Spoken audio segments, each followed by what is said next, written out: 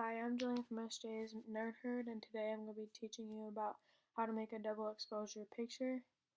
And that's pretty much combining two pictures into one so you can see both of them. And it was kind of hard at first, but then I got the hang of it, and then it goes by really easy and you can make a bunch really fast. And first you're going to go to Photoshop, CS6, and then once you get that up, you might want to have a folder that has all your pictures and stuff in there. And then here's my two pictures, and I'm just gonna click them both, and I'm just gonna drag them and drop them on there. And as you can see, they're both here and here. And first, you want to copy this. So you're gonna go to Select, and then you're gonna go All, and then you're gonna click Command C, which is copy, and then you're gonna click Command V, which is paste onto this one, and then you don't really need this anymore, so you can just click X. And then once you get it here, you're going to want to go to your magic wand tool, and if it's not there yet, it will look like this. With the quick selection tool, it's going to be right there, but you're going to want to hold it down, and then there's the magic wand tool. You're going to select the layer around the person's head, and it might take a while. I'm just going to do it not good right now, and then just for show right now. Then right here, it might go on the girl's head a little bit, but you just have to be careful when you're erasing not to erase part of her hair. Oh. And don't click out of it like I just did, because then you'll mess it up right there, and you have to do it over again.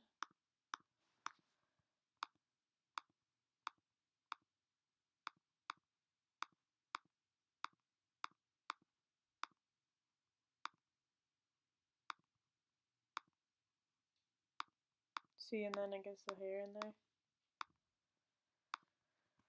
Then if you need to, you can go to Refine Edge, and you want to turn on Smart Radius, and then you can see if this makes it better, which it does a little bit. Then if you need to, you can do Shift Edge, and see if that helps a little bit. I'm going to put it there, and then you just click OK. And then you're going to want to go to the eraser, and you can start erasing, and I'm going to make mine a little bit bigger, so that it'll go a little faster. And over here, you can just go over it and it won't come off. But then, once you get to this, after you get this done, once you get to this side, you have to be careful so that you don't get part of her head off, since that part didn't smart tool right because it was a little darker and it kind of blended in easily. And I can tell that if I hide this that I missed a spot, so then you can go back, and then you can just click in here, and then just erase it again.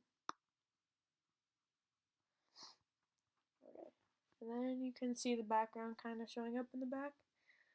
So then you click background, and then you just erase the same spots. And on this side it'll be the same, it won't go past her head. But then on the other side, when you get to here again, you have to be careful. Otherwise, if you watch, if I go over her head and you get rid of that, you can see back here it went past where you want it to go. So then if you do that, just click Command Z and it goes away. So here,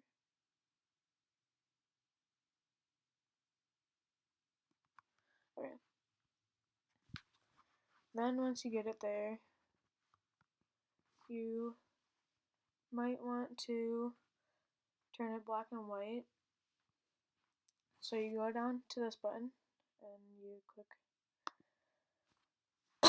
you click that button, and then you can see black and white, and it changes it black and white, and then one sec. Make sure that you click on this layer and then click black and white. And then it's black and white, and then you probably want it, depending on your picture, you might want it lighter or darker. And it might be easier if you probably just want to change these two. But it also might be easier to tell if you just click overlay now. So you're going to come up to this button right here where it says normal, and then you're going to click it, and you're going to go down to overlay. Okay, so now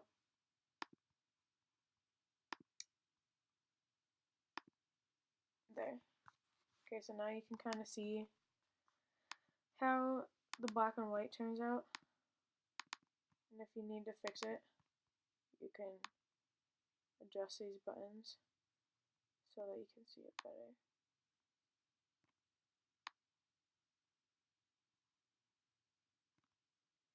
And then you can just mess around with it, and then once you mess around with it enough, if you didn't want to make this black and white, you don't have to. I don't think I did in a couple of them, but I don't think I did in this particular one.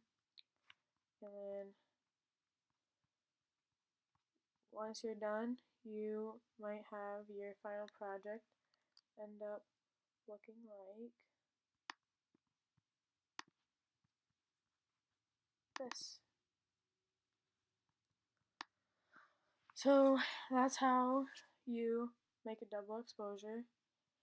And I'm Jillian from Miss J's Nerd Herd.